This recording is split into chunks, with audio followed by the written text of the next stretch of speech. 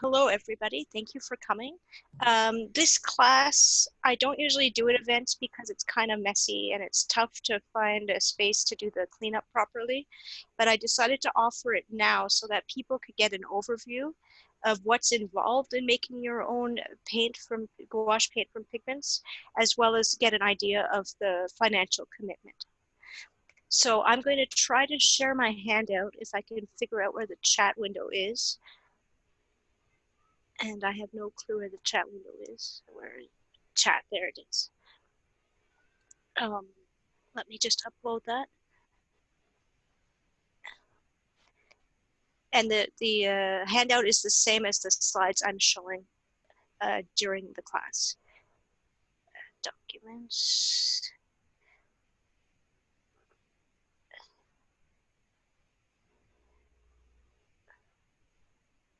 And PDF. Okay, so that should do it. There to log at home or remember some of the things that I mentioned. So what will you need to make paint? Well, you'll need some dry powdered pigments, obviously. We use chalk in gouache to make it more opaque. You'll need gum arabic solution. So I buy it from the Earth Pigments company in crystal form and then mix it according to the instructions on their website with purified water. That's a more economical route, or you could buy it ready-made from watercolor manufacturers such as Winsor and Newton. To combine the pigments with chalk, I use dry white wine, nice oaky Chardonnay, never finished. This is to prevent mold growth.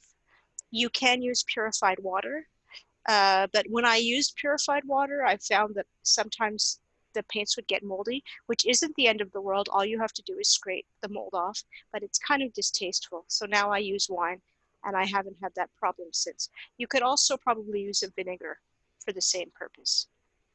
Honey is needed to give the paint flexibility so that when you turn the page, it doesn't crack. You'll need things for mixing, like cups and spoons. I use disposables to cut down on the cleanup.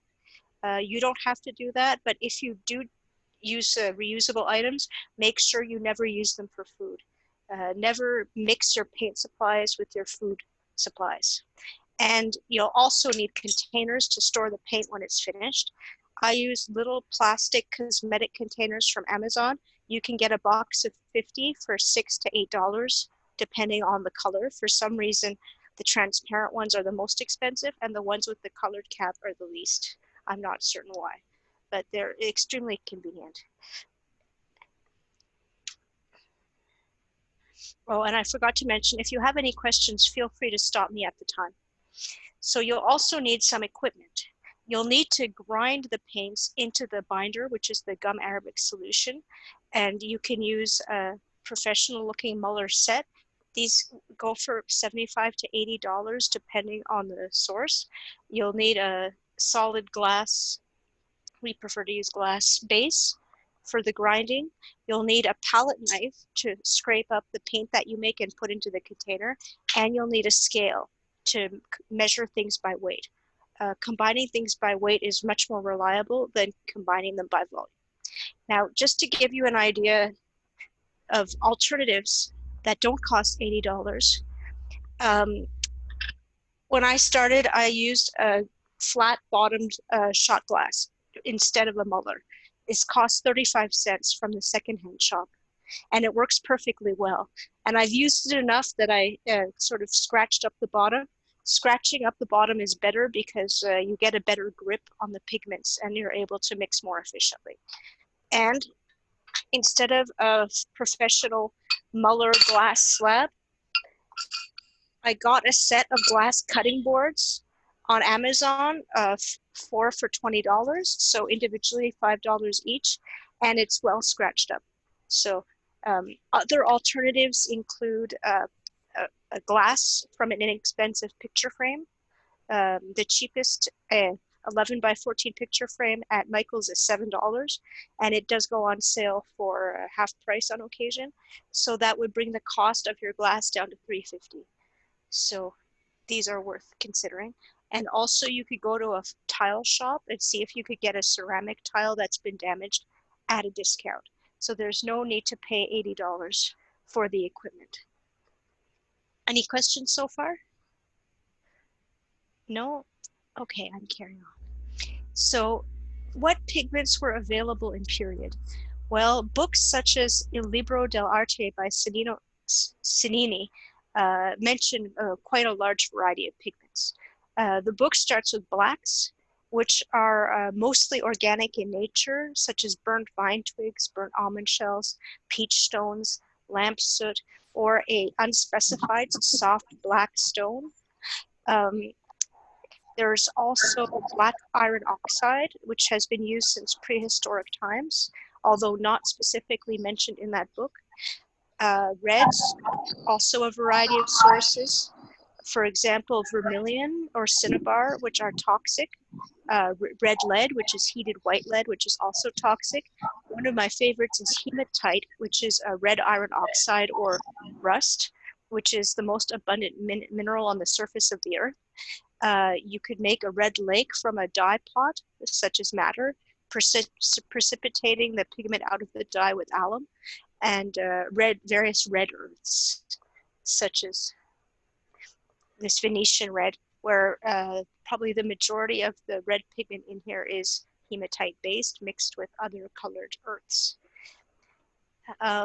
Yellows could come from earth ochres, which is primarily goethite mineral, lead tin yellow, which is toxic, orpiment, which is also toxic, saffron, and weld, which are organics and would presumably come from being precipitated with alum. There's a lot of variety in greens. You can get green earths. Where's my green earth? Like this cypress green, a nice pale green earth, several minerals, seladonite, glauconite, copper origins such as verdigris, which is copper mixed with vinegar, malachite, which is a mineral or could be produced by chemistry with copper, and mixtures of blue and yellow pigments also can produce green. For the blues, we have azurite, indigo, and ultramarine, which was extremely expensive both then and now. And for white, primarily lead white was used. And we have nearly everything that was available then is available now if you know where to look. Many of the mineral type items and the earths are available from various sources. My preferred source is a Russian supplier on eBay as well as Etsy. And so, for example, my malachite comes in a conveniently packaged 50-gram container, and this costed about $7, which is a little bit expensive. You can get iron oxides, which are which form many of the minerals that were used. For example, the hematite and the ochres. You can buy those commercially prepared from a chemical warehouse, and the Earth Pigments Company packages them up, and they're quite good quality pigments. They produce very good coverage because they're so high purity, and they're relatively inexpensive. For example, 100 grams is about $3.50 to $7 max. And you can get the highest quality lazurite, for example, to make your own ultramarine, or you can use inexpensive but modern choices. For example, lemon yellow is a chemically modern formed nickel antimony yellow rutile. Chrome oxide is a beautiful green viridian, not historically accurate, but excellent coverage. It's the best green I've ever encountered, as a matter of fact. You can use modern cinnabar, which is not toxic, but it takes advantage of some recently discovered chemistry to bind a color to organic base. So you can see how pretty that is, but it doesn't give the best quality coverage. titanium white, which is extremely inexpensive, titanium oxide, an excellent white for doing white work because it's got a large molecule and it sits on top of other paints, or zinc white for mixing. These are all commercially available and easy to obtain. So how is gouache made in period? Well, this quotation is from Cennini, and in short, you take your pigment, you put it on a rock, you grind it, you mix it with water, and you work it for about 30 minutes until you get a good color, and then you scrape it off with a piece of wood shaped somewhat like a palette knife, and you store it in a container, keeping it protected from contaminants. So gouache paint in Cennini's book is mentioned to use with gum arabic, but he doesn't say how much. And so that's somewhat of a mystery. He does not specifically mention the aspects of chalk or honey, but we know both of these items were used because of spectroscopic analysis of manuscript pages. Calcium carbonate was found in medieval paints from manuscripts. Where would calcium carbonate have come from? Well, it could be obtained from the earth, or it could be obtained from cuttlefish bones. And if you want the more historically accurate approach, you can buy cuttlefish from the pet store, as I learned in Honorable Lord Ian the Green's class, and grind it up yourself. But still, there's not good instructions to my knowledge as to how much chalk to use or how much honey to use. So that's why I chose to start with instructions from the Earth Pigments company. They're reliable because they want you to use their products and they want you to like them. So they provide instructions on how to mix the gum arabic to form a solution, which I have readily made. And from what I'm going to show you for making the actual gouache, I'm going to start with their instructions. Their instructions say that for most of their pigments, which I will call good pigments in that they provide good coverage and opacity, you mix 1 gram of chalk with 5 grams of pigment. So I am going to make hematite today because it's a very pretty red and it's easy to see what I'm doing. So I have a bag of chalk. Chalk is extremely inexpensive. I bought a whole kilo for about $7, so that should be easy to get. So let's see.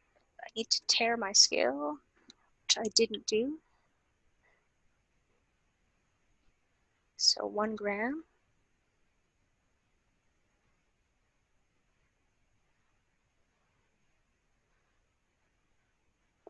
There we go, 1 gram. And 5 grams of pigment, giving a total of 6 grams.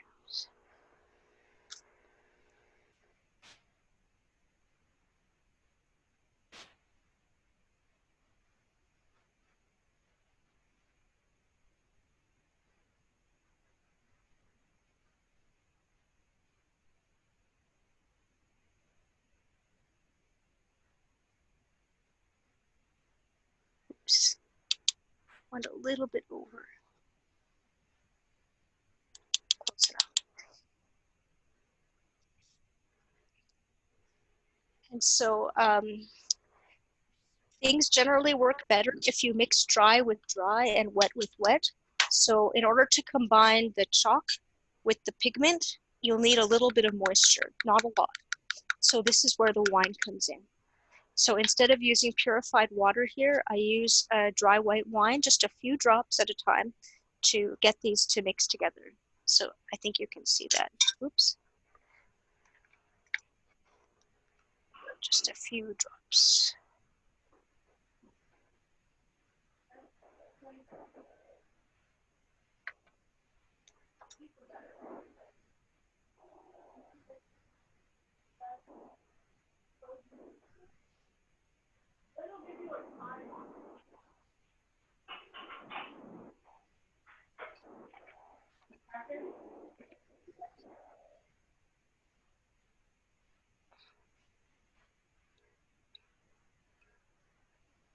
I'm just going to add a few more drops because it's still a little bit dry.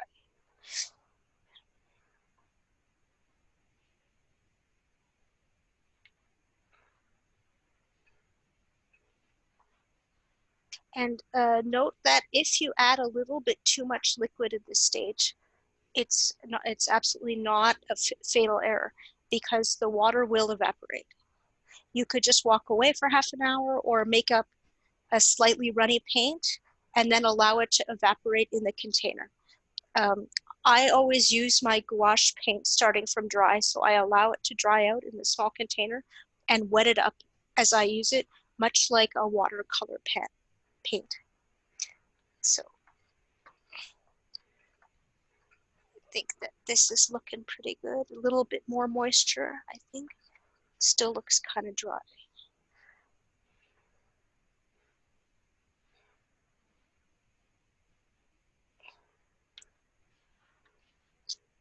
Yeah, there we go. That's about right.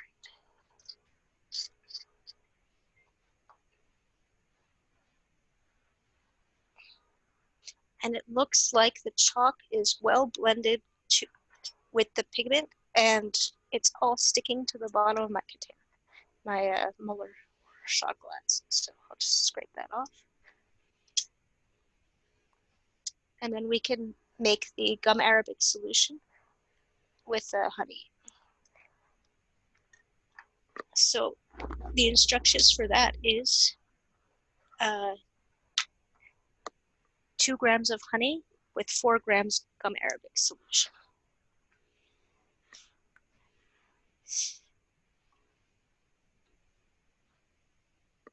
My honey got a little bit dried out, so I had to put it in boiling water to make it liquid again. So tear the scale.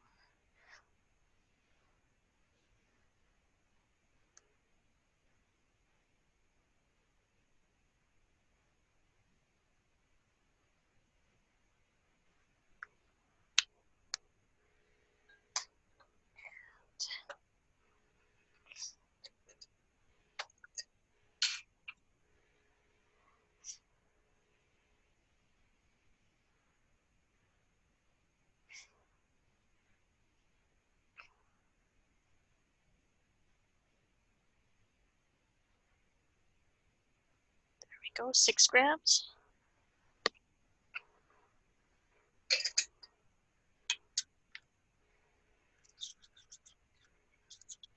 And I mix the honey with the gum arabic just so it goes in more easily than if I hadn't mixed the honey up.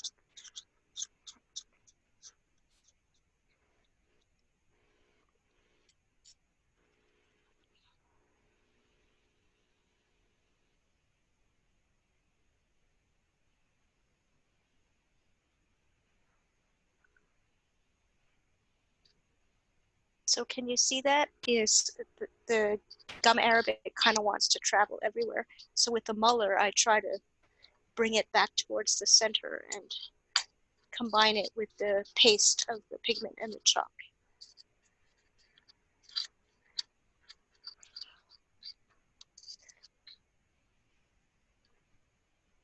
It's very useful to use your pigment knife to get some of the pigment back onto the slab.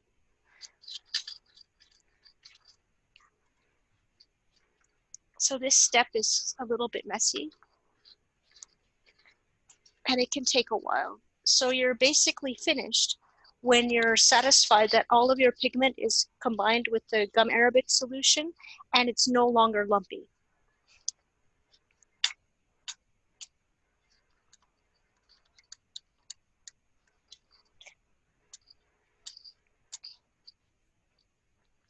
So this can take sometimes 30 minutes for a pigment that isn't very finely ground or more difficult to mix.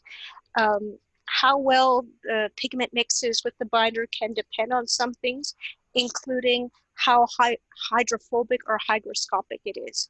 Some pigments suck up water like crazy, some pigments don't. But with patience, you will get there. It's also worth noting that excessive grinding with the Muller can affect the color of some of the pigments. For example, malachite. If you leave it coarse and don't grind it for very long, you get a nice, beautiful, brilliant green. But if you take a lot of time to mull it to a finer size, you get a sort of a browner green, which isn't quite so nice. So that's something that practice will help with. And it's worth noting that for some of these pigments, Cennini does mention if caution needs to be taken with a particular pigment. So it's definitely worth checking his advice before embarking on something new. So I'm getting pretty close. It's still a little bit lumpy, but I'm definitely getting there. So does anybody have any questions while I sit here and grinding things in front of you?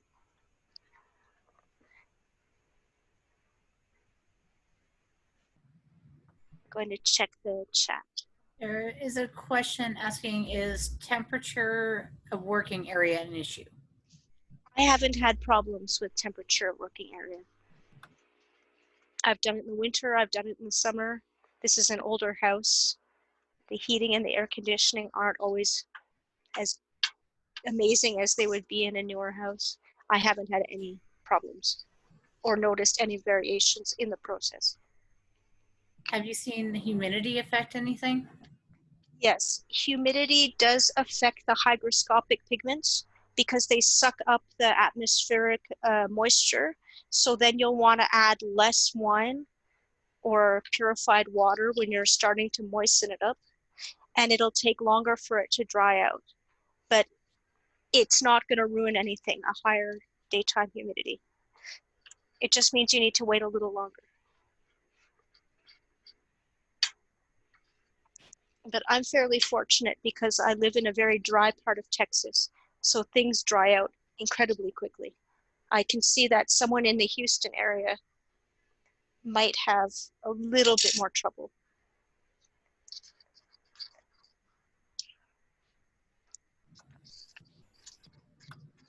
There's another question in the chat. Is the pigment on the sides of the molar needing to be scraped back into the mixture?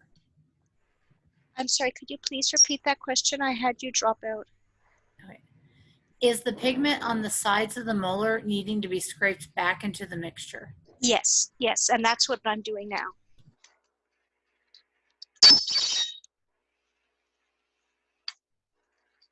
So that's sort of the trickiest part, getting it off the molar and back onto the slab to be ground.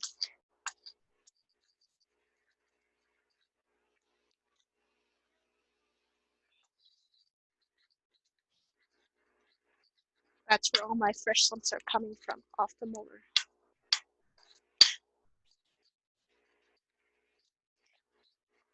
And no matter what you use for your molar, whether it's a shot glass or a flat bottom statue or a more professional type molar thing, you will always get wetted pigments creeping up the sides. So that's why it's handy to have a palette knife to reintroduce it back onto the slab.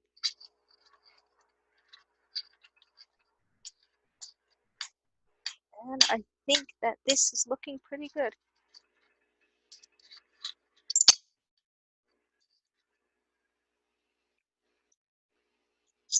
Now I have very little stuck onto the bottom and the sides of my molar. Cool. Okay, well, that one side anyways, now the other side. So let's see.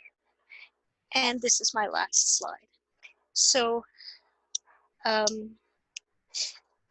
there's a variety of places you can get good quality pigments. Kramer Pigments, for example, is a German company that also has a location in New York City. They have an enormous catalog of pigments. You can check them out. But I really like the Earth Pigments company. They're basically a storefront in California for a French pigment manufacturer. They have extremely reasonable prices, and they offer containers of the size scribes would use, as opposed to people doing design work on a larger scale. So everything they have is offered in 100-gram packages, And honestly, this red iron oxide or hematite I purchased, it's a year and a half old, 100 grams, and I'm at the halfway point. So 100 grams is more than enough for quite a lot of projects, scribal projects.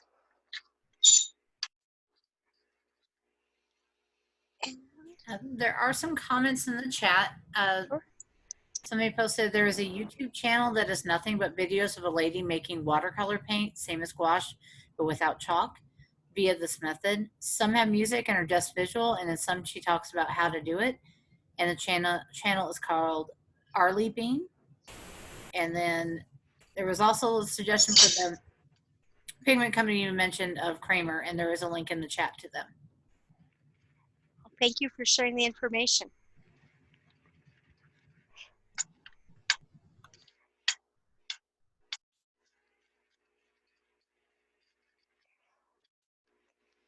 So, I mean, I'm not paid by the Earth Pigments company in any way, but I really like them because they offer pigment sets.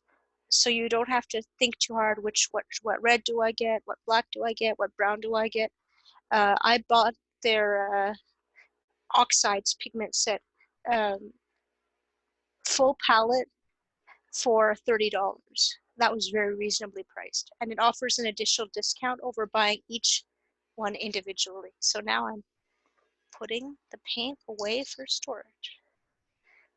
And you can see how easy this is with this palette knife. I really prefer a spade-shaped palette knife over one of the alternate shapes, such as this one. This one is not nearly as efficient, but I didn't know when I started, so I bought several different varieties. This spade shape is really ideal.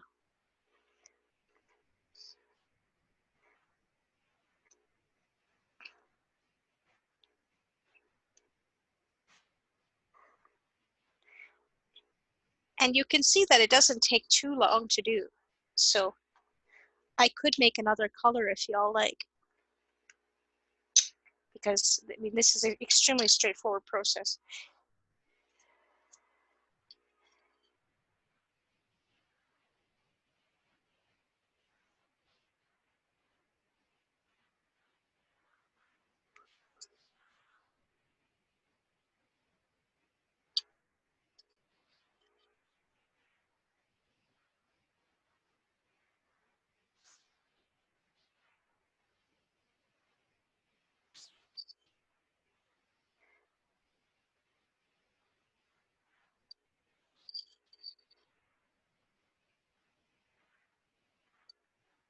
So you could ask, why would I be interested in making my own paint when there are commercial options widely available?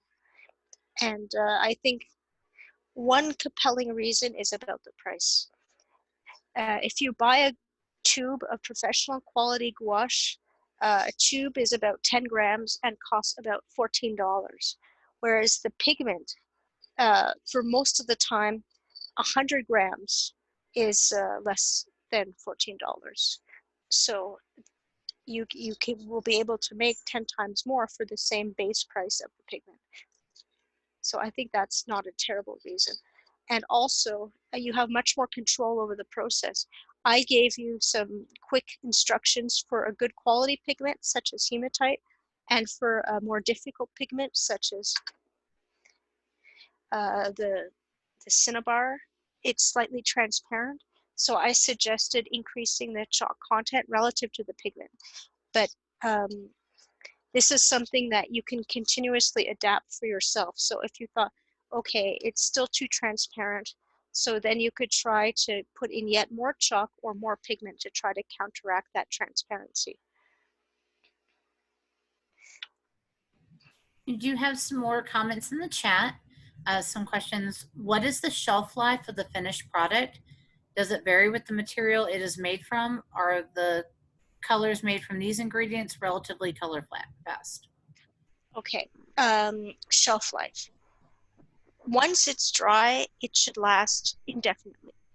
I have not had a problem with not being able to use a paint once it's dried by rewetting it. The one issue I've had is growing mold. Because of the honey content, it can get moldy, but even mold isn't a deal breaker. You just need to be able to remove the mold. So I scrape or I wipe with a moistened paper towel to get rid of the mold. Other people have suggested sticking it under a UV light source, or fingernail sterilizer. Nail salons have a sterilizer machine. I've also heard of using that, but I haven't had good luck with that myself. So I just wipe or scrape. The second was about the light fastness. Well, that depends on your pigment. The earth pigments are extremely stable. They've been in use as paints for thousands of years and have withstood the test of time. So things like hematite, goethite, celadonite, glauconite, those are all really, really stable to even to UV. However, the modern organic pigments, such as the cinnabar, is not so good. This one will fade with um, prolonged exposure to sunlight.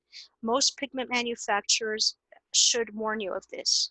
So at least on the Earth Pigments Company's website, they do say if it has a good UV rating or a mid UV rating. They personally don't sell anything with a low UV rating.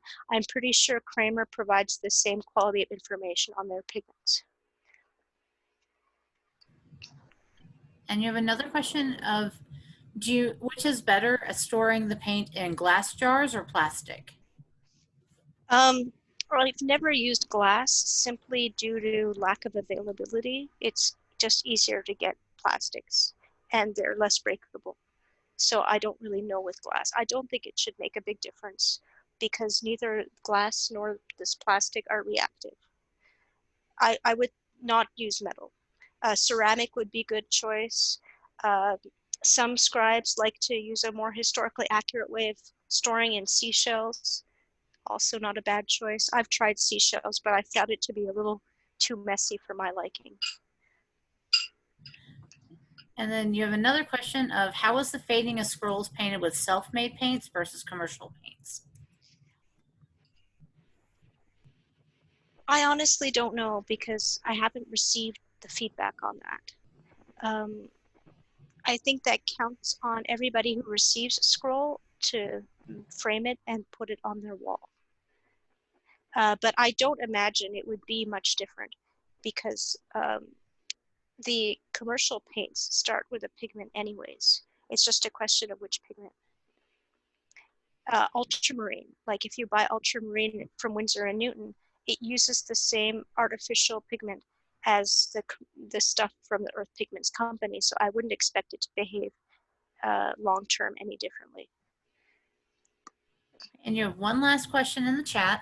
What would you recommend for a good Anstiorin yellow? Oh, an excellent, excellent yellow is the yellow iron oxide or goethite. It's extremely easy to make.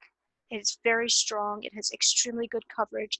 And I think it's pretty close to Anstiorin Gold, but it does tend to be a little bit dark and it's non-metallic. I don't know if you can see that.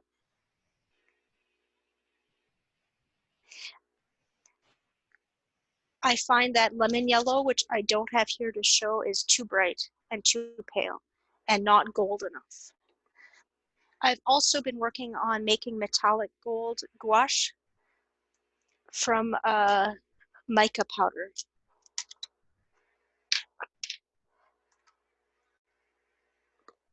So this is a metallic mica powder, and I would also recommend this for an Anstiorin Gold if you wanted a metallic gold.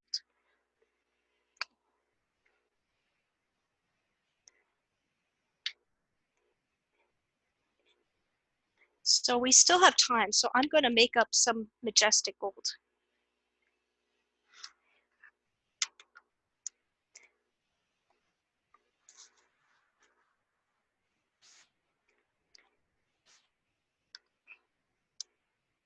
And Majestic Gold doesn't quite have the opacity of the oxide pigments. So I'm going to up the chalk to 2 grams and use 4 grams of pigment.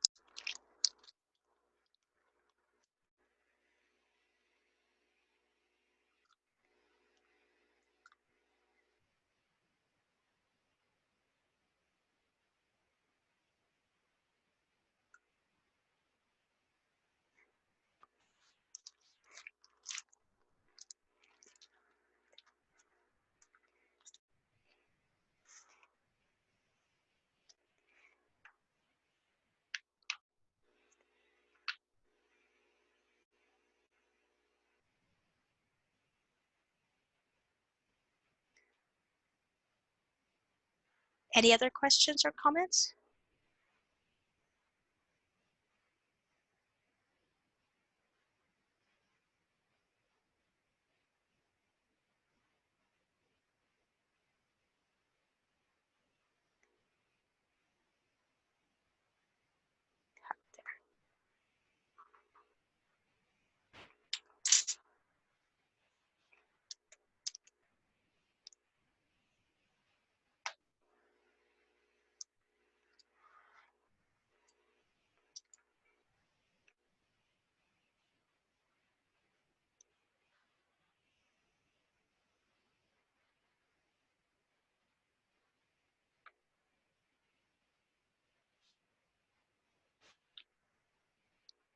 You can see that this one's a little bit more hydrophobic because the liquid doesn't stick in the pigments. It just sort of scooches off of it.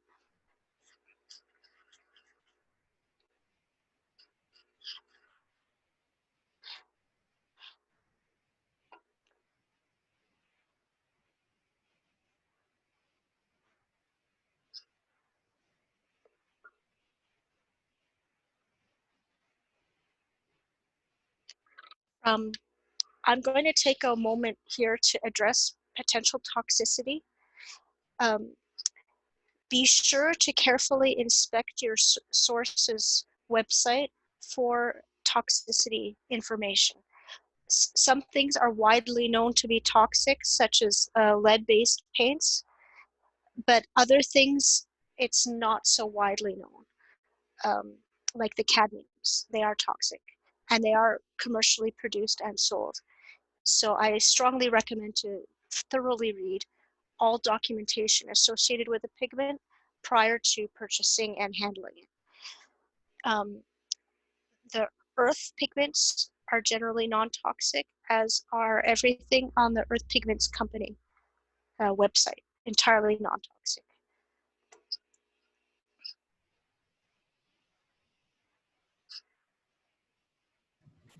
It also may be helpful to make sure that things are not toxic to your animals that you have around.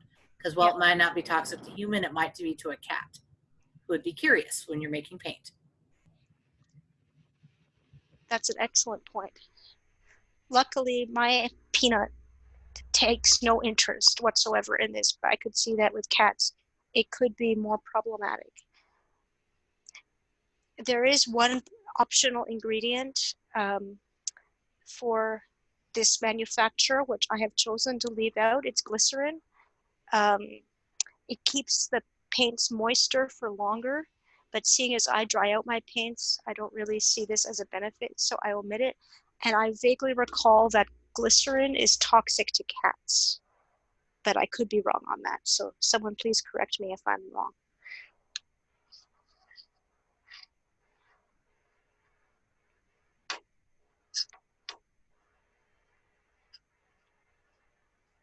But many companies provide what's called a material safety data sheet for their pigments. Like, for example, with Kramer, it's very easy to find on their website.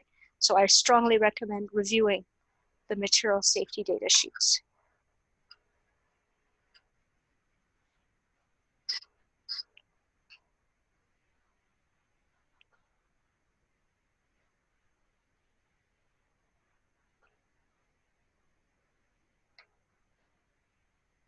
Does anyone have any further comments or questions?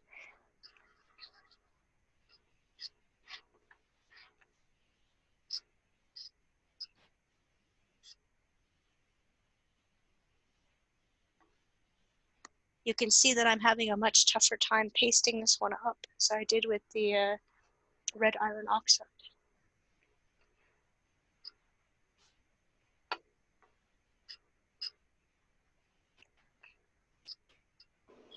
Is it because of what pigment you're using now that is more difficult, or is it your tools?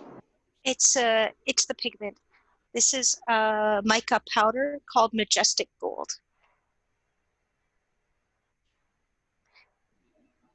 The tools. Is it like a more coarse consistency, or? Yes, it's more coarse and it's kind of flaky. So it wants to flake off of itself instead of making a paste, unlike the iron oxide, the red iron oxide. That was probably too much.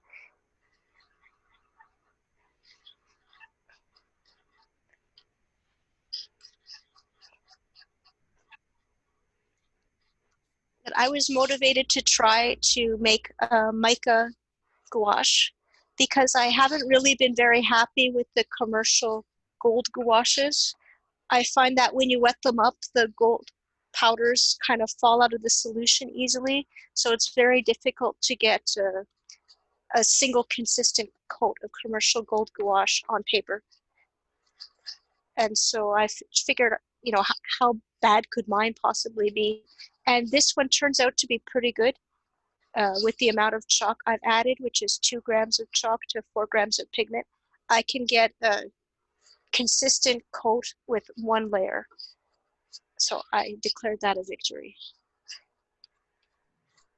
Do you have a question from the chat? Are there any respiratory issues involved in working with these materials? I'd suggest working in a well-ventilated space, and it's always recommended to wear a mask when dealing with fine particulate. Now, I don't make a lot of, I guess, I tend to put them down and get them wet pretty quickly so as to not have a lot of particulate in the air. But I'd recommend, if that's a concern, absolutely wear a mask, like a powder mask that you can get at the hardware store.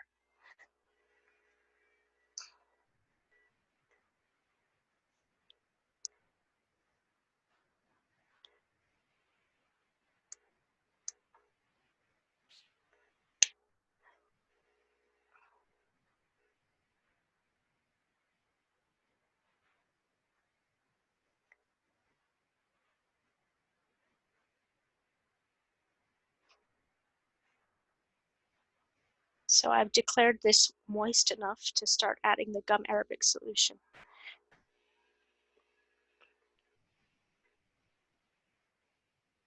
Okay, so 2 grams of honey, 4 grams of gum arabic.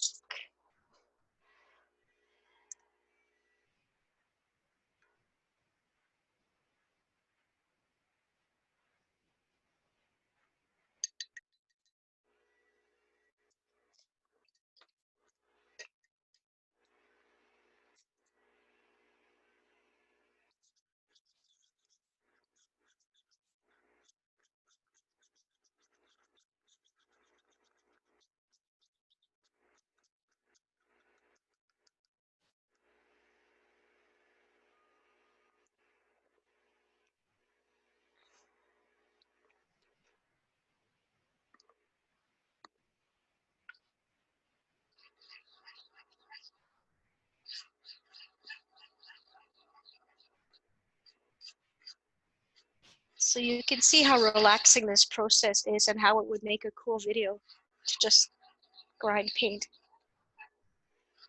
So thank you for the information on that YouTube channel.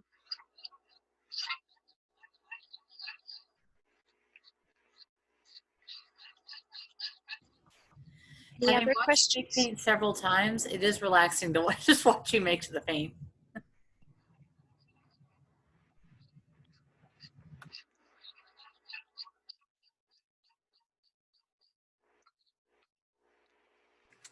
The last time I went and helped, I worked up a sweat.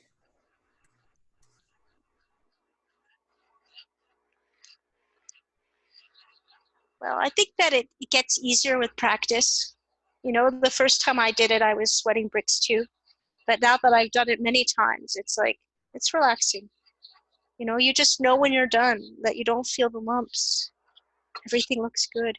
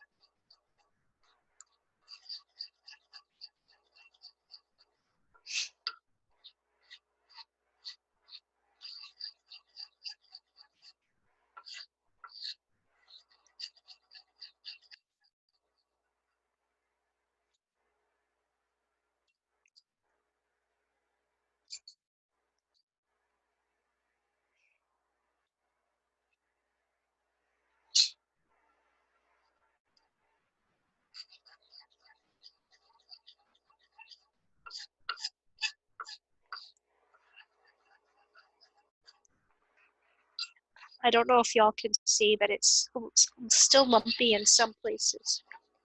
So it will need some more grinding.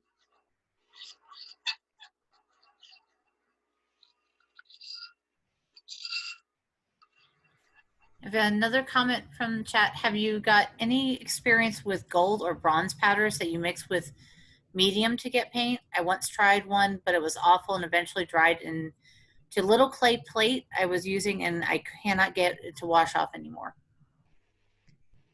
I have made shell gold from sheets of gold leaf, and it was mixed with some plaster and fish glue and a red pigment and some sugar and some various other stuff. And I just put it in a little plastic container and have been able to use it much like a gouache. This one that I'm making right now is of a gold colored particle, Mica Gold, and I'm just combining it the same way as I would a gouache and then storing it in a plastic container, and it should behave just like a gouache. I hope that answers the question. If not, please let me know and I'll go into more detail or provide more clarification.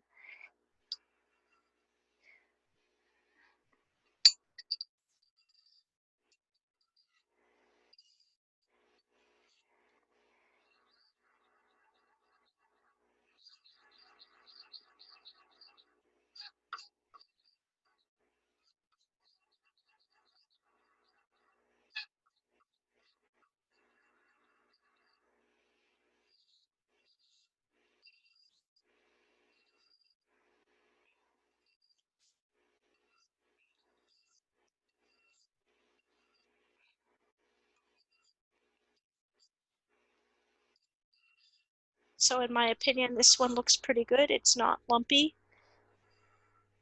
It appears to be well combined. And so it's done just in time for the end of class. So if y'all have further questions, now's the time to ask while I scrape this up. We are at the 10 minutes left.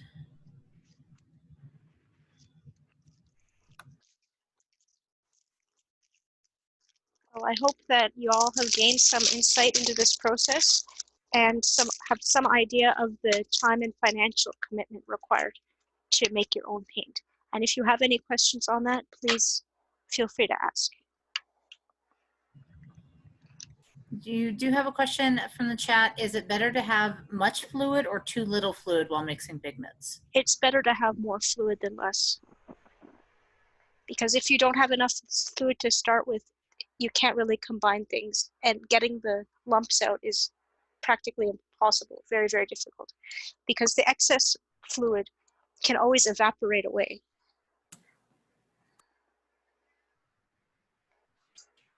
In one time when I was making the paint and my hand totally slipped, and instead of putting drops of the wine in, it was like a puddle. And so I just walked away for half an hour and most of it evaporated. Problem solved.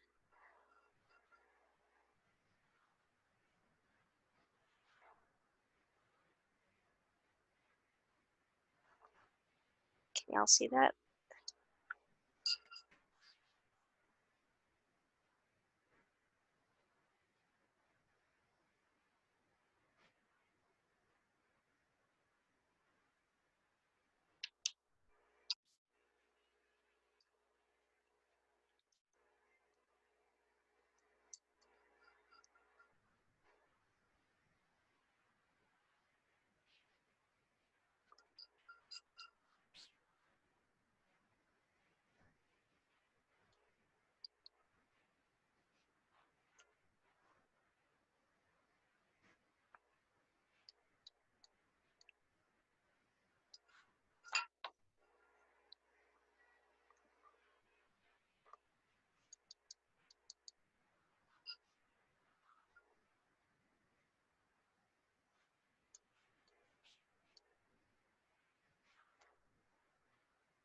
So, any further questions? There is a question from Geraldo. Do you still have any of the pigments that I gave you a couple years ago, or do you need a refill of them?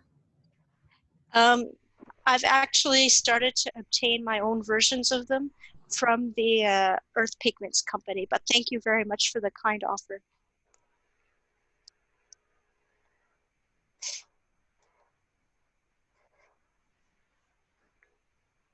And I'd like to say a few more words about the Earth Pigments company.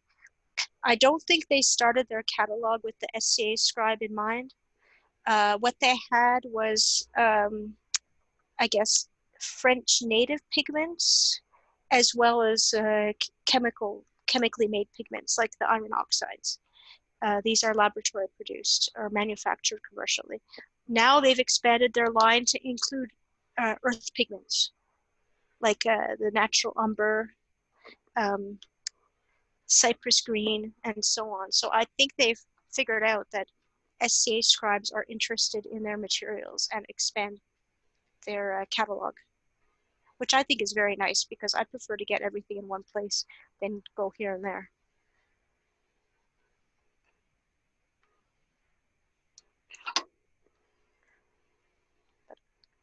But I have no affiliation with them whatsoever. They do not pay me.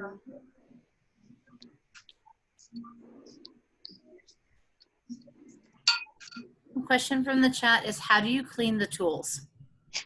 Soap and water in the sink.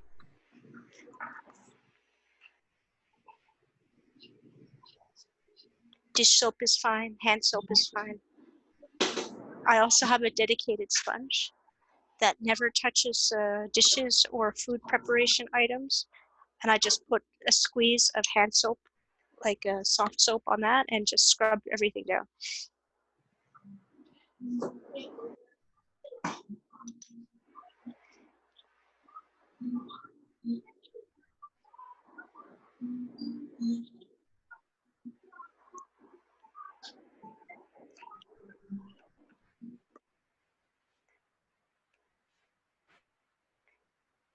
Well, unless there are more questions, I'd like to thank you all for coming.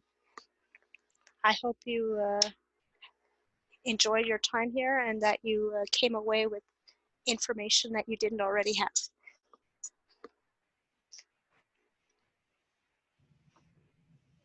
Thank you very much for teaching. And thank you for moderating, Lady Serena. Thank you. And we have about 5 minutes left, and the next one in this room is building your Scribal library. Yes, and I need to do the cleanup because I've made an enormous mess. Maybe y'all can see. Mess. So I need to clean it. So I'm going to leave while I clean. Okay, I will go ahead and stop recording. Thank you all.